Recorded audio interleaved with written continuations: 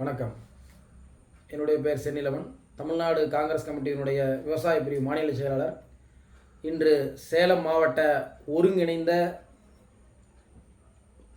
ஒருங்கிணைந்த மாவட்டத்தினுடைய மாவட்ட, வட்டார, நகர, கிராம கமிட்டி நிர்வாகிகளின் கலந்து ஆய்வு ஆலோசனை கூட்டம் சேலம் மாநகரில் நடைபெற்றது.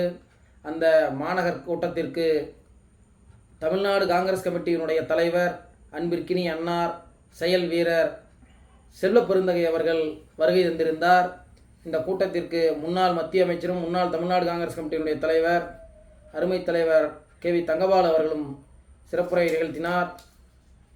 இந்த நிகழ்ச்சியிலே தமிழ்நாடு உட்பட அனைத்து மாநிலங்களிலும் பெரும்பாரியான வாக்கு வித்தியாசத்திலே இந்திய கூட்டணி வெற்றி பெறும். ராகுல் காந்தி வருகிற 2024ஆம் ஆண்டு ராகுல் காலம் ஆகும் என்பதை வலியுறுத்தி சொன்னார். இனிவரும் காலங்களிலே காங்கிரஸ் ஆட்சி அமைக்கும், ஏழைகளின் வாழ்வில் மகிழ்ச்சி பிறக்கும் என்பதை மக்களிடையே வலியுறுத்தி சொல்லியிருக்கிறார். இனிவரும் காலம் மோடி வீழ்ச்சியும் ராகுல் காந்தியினுடைய வளர்ச்சி காலமாக அமையும் என்பதை இந்த நேரத்தில் நாங்கள் தெரிவித்துக் கொள்கிறோம்.